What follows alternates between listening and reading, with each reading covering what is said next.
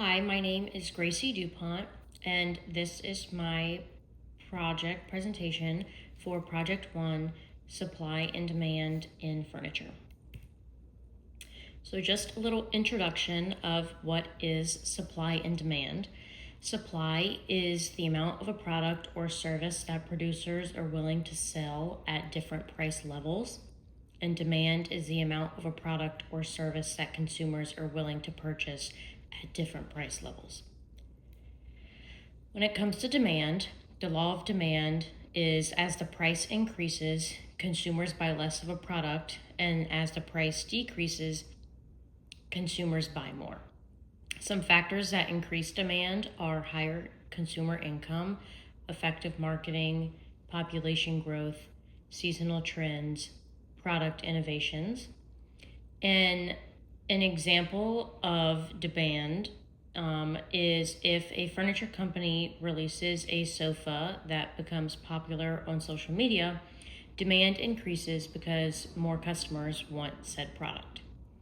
When demand increases, things can happen like price increases, businesses earning higher profit, companies being able to hire more, production expanding, and inventory selling quicker.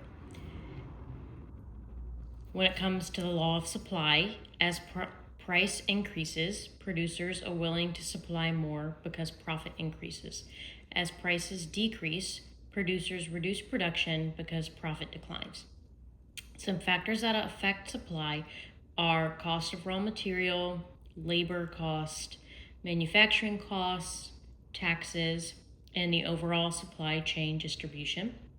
And an example of this is if the price of wood goes up, furniture manufacturers may produce less wood pieces due to the increase in production costs. When supply increases, some things that can happen are prices typically decreasing, consumers having more options, businesses having more competition, and companies offering more discounts. And this is just a little chart about some determinants of demand and supply with things like income, goods, consumer number buyers, things like that. As well as a chart kind of explaining the overall market equilibrium, talking about when quantity is demanded and it equals the quantity supplied,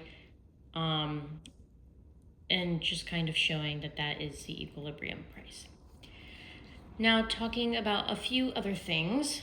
Shortages are when demand is greater than supply, and some causes of this could be natural disasters, material shortages, higher consumer demand, shipping delays, and factory closures. Business effects to this could be lost sales, longer wait times, higher prices, and inventory depletion. And an example of this is during COVID-19, materials like wood were in a shortage, kind of causing the furniture delivery delays in the industry, but prices were increasing on products. Surplus is when supply is greater than demand, and some causes of this could be overproduction, declining consumer interest, economic recession, and seasonal demand is just kind of ending. Some business effects from this could be excess inventory, price reduction, sale promotions, and storage cost. And an example of this is if a retailer orders too much of a product for the holidays, and it doesn't necessarily sell after the holiday, demand for it drops, they're left with those items that now have to be discounted. And lastly, price elasticity measures how sensitive consumers are to price changes.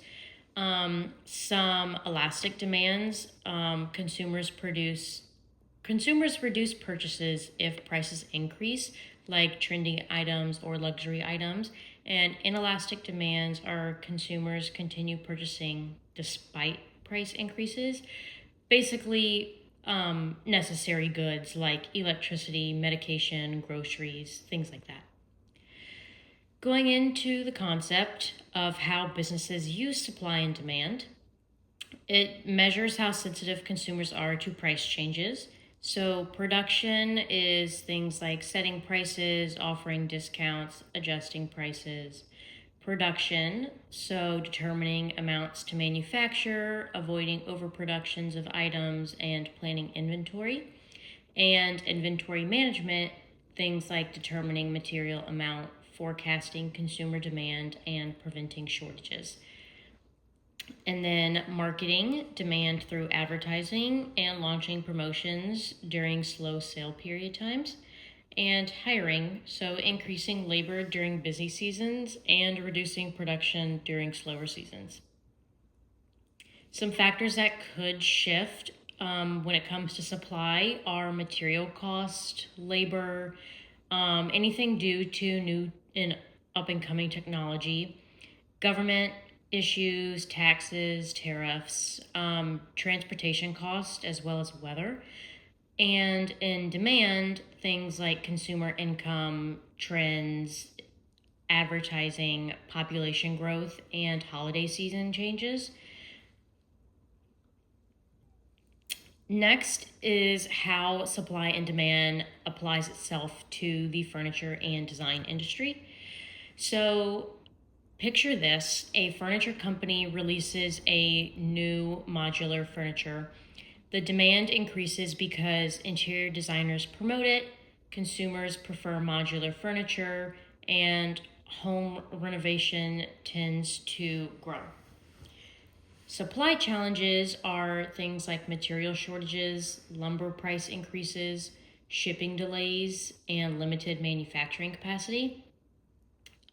So, a business response to this problem would be to raise prices to reflect higher demand, increase production if possible, source material from additional suppliers, expand manufacturing capacity, and prioritize the high demand of a product. Some other examples in the furniture industry of some supply and demand problems were boucle furniture trends. So, this material became highly popular due to interior designers and influencers using this material. Consumer demand increased rapidly, and manufacturers expand production of pieces with boucle, and supply has increased and prices have become more competitive. Another example is COVID lumber shortages. So, demand for furniture increased as people were at home, and lumber shortages reduced the supply of wood furniture. So, production slowed while demand was still staying high. And so, prices increased, and customers were experiencing long delivery times. Lastly, sustainable furniture. So, consumers started to prefer eco friendly products, and furniture companies started to use recycled materials. Demand for sustainable furniture continues to shape a product development and its decisions. So, an overall conclusion of why supply and demand matter helps businesses do things like predict customer behavior, set profitable prices, manage inventory, respond to changing conditions, improve production planning, increase profit while minimizing waste. Supply and demand overall is the foundation of economics, I believe. Businesses that are able to understand these principles of supply and demand can better anticipate changes that may happen, changes in behavior, market conditions, and making smart decisions will help improve efficiency and profit overall. And why supply and demand matter in the furniture industry, in my opinion, is understanding these concepts can help companies predict customer buying behavior, develop products that could align with trends, plan productions, manage inventory, sourcing materials, and overall just improve customer satisfaction.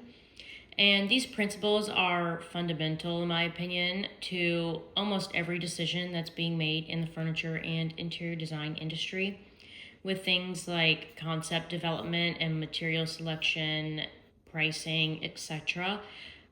supply and demand are a huge factor.